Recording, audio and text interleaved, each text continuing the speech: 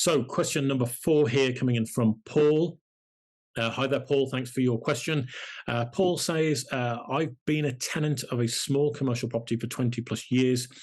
The landowner wanted to sell to me at an agreed price under the condition that I covered his costs, which I agreed. The solicitor was instructed and the process started. Weeks later, I was informed by his solicitor that the sale was off as they'd had a better offer. There was no negotiation. I just discovered that the seller's solicitor purchased it for the same price and used their law firm partners to carry out the conveyancing. It was all done in the same firm. Now the solicitor is my landlord and claims any existing tenancy agreement is not legal, and my old landlord has no right to rent to me in the first place, yet he made him sign a deed of surrender. I checked with the legal regulator website, and even with my limited knowledge, it seems he has breached a number of things, and there is clearly a conflict of interest. I don't want to be kicked out, but is there anything I can do here, or should I put up and shut up? Wow. Okay, Paul. Thanks for the question, and sorry to hear that you're in this position, because this doesn't sound right at all. It sounds very twisted as to what potentially has happened here, Paul. So I'm going to approach this from a couple of different angles. First of all, I think your first port of call here, Paul, has to be to speak to the landlord or your former landlord and ask them what on earth's actually gone on here, because are they aware, first and foremost, that this scenario has actually unfolded? Are they aware that the solicitor has stepped in to buy the property? Because it may well be that the landlord thought, you know what, actually, I'd rather sell it to the solicitor for whatever reason. And that was the deal that was conducted, but they just didn't bother to tell you. If that's the case, then there's perhaps very little ground for manoeuvre here. But if it's been concealed and the landlord obviously genuinely thought he was selling to you, and there's been a conflict of interest at a very bare minimum, and perhaps a whole lot worse, then if he hadn't agreed to sell to the solicitor and he thought he was selling to you, then this whole thing opens up into a wildly different scenario. Okay, so that would be the first port of call. Speak to the landlords, find out what's gone on, and if it is a case that the solicitor's taken over, then I would go back to the original lease agreement that you signed with the previous landlord and see what had actually been agreed. Now, the problem here is that you say you've been in there 20 years, so the likelihood is the original lease that you agreed was maybe for 3 years or 5 years or 7 or 10 years.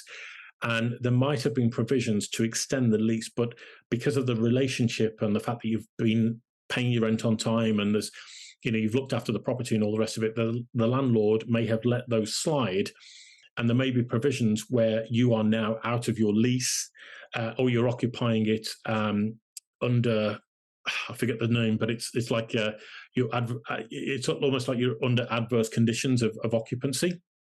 And so if that agreement wasn't in place, first of all, or the lease has expired and there's no provision to hold over, then there's kind of very little that you can do other than maybe going to the seller's solicitor and negotiating terms for a new lease with them.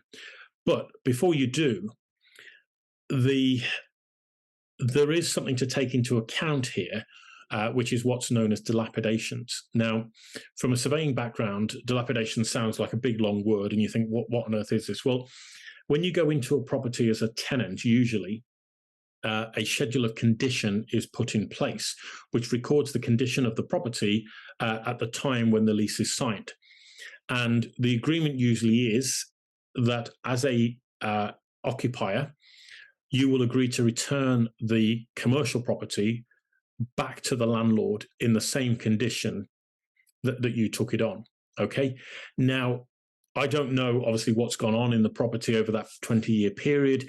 It could well be that if there is no contract or schedule of condition in place, you may well avoid liability for dilapidations. And I would take some legal advice on this. Don't just take my word for it on a webinar, but I would take some legal advice on this. It might save you a fortune in dilapidation payments if you were to exit the property now, okay, rather than potentially taking on liabilities that might otherwise have disappeared if you moved out now, if that makes sense. So that's the way I would look at it. And I'd also work out whether or not it's worth your while negotiating a new lease with the existing, with your new landlord, or whether or not it's worth maybe looking at a completely different property. There might be a newer property, there might be a better property in a better location.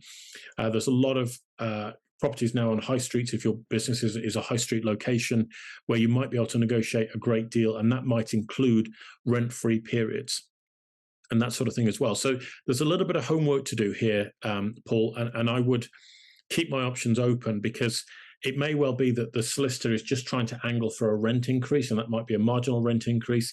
It might be a greater rent increase, but by looking around at what else is available, you might be able to negotiate more favorable terms, because the solicitor will be thinking in his head, well, the guy's been there 20 years, there's no way he's going to leave.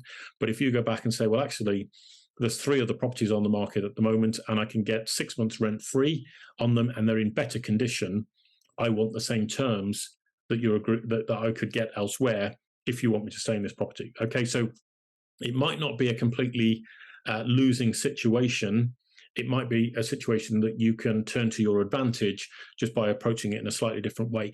And just with regards to rent-free periods, one of the things to think about is that it doesn't have to be a rent-free period in succession. And what I mean by that is, you could, let's say you agree a 6 months rent-free period on the property. The landlord might be uncomfortable of agreeing, let's say the 6 months rent-free starts on the 1st of January and finishes it on the 1st of July. But what they might agree to is that you have months 1, 3, 5, 7, 9, and 11 as rent-free, and then you pay the rent on the months in between.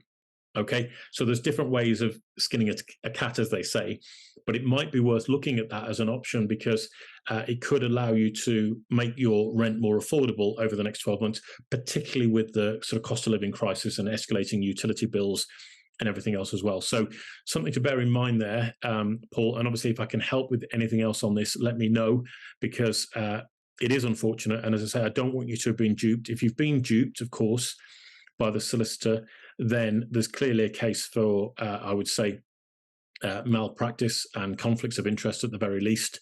And that would be a case of raising the complaint with the solicitor's regulatory body, if that is the case, or if the seller's agreed, already to sell to their solicitor, there's not a lot you can do. And unfortunately, you're just going to have to probably take that one on the chin.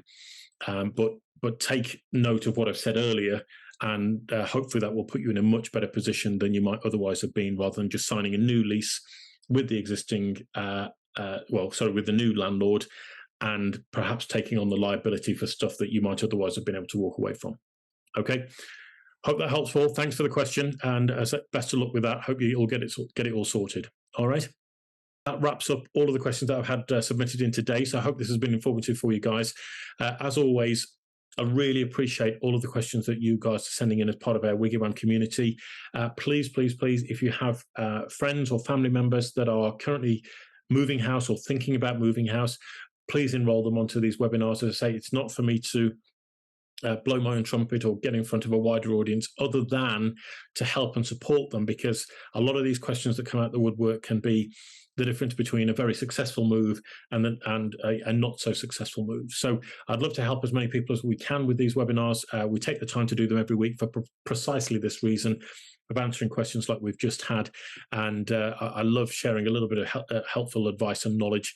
And again, if we can get people the answers that they're looking for, because what I've found, guys, from spending 20 plus years in the industry, is when people have got a problem like this, sometimes just one sentence can change the course of their lives. And I know that sounds drastic, but I've had it before where, one guy in particular was dealing with a particular problem, and for love nor money, he just couldn't resolve that issue.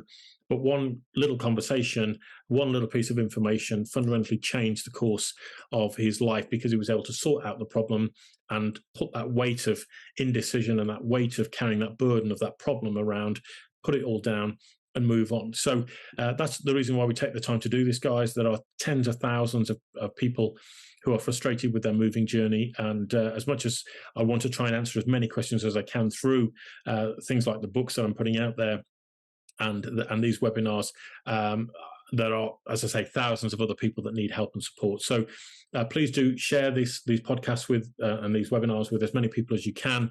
Please invite them to our weekly webinar. Please invite them to the WiggyWam website, which is wiggywam.co.uk, and invite them to send their questions in to us at happytohelp@wiggywam.co.uk, or ask them to send them in via Twitter, and our Twitter handle is @WiggyWam_UK. That's @WiggyWam_UK. All right, guys. So thank you once again for joining me here today. I'm looking forward to next week's webinar already. And that will be my final one before I jet off to India. But I will be doing this from abroad. I don't quite know how the time difference is going to work out. It's probably going to be very late at night with that sort of thing. But I'm very much looking forward to getting a bit of sunshine in and visiting the family over there. So as I say, anything I can do to help and support you guys, let me know. Otherwise, I will look forward to seeing you next week. All right. Thanks ever so much for joining me, and see you again very soon. Take care.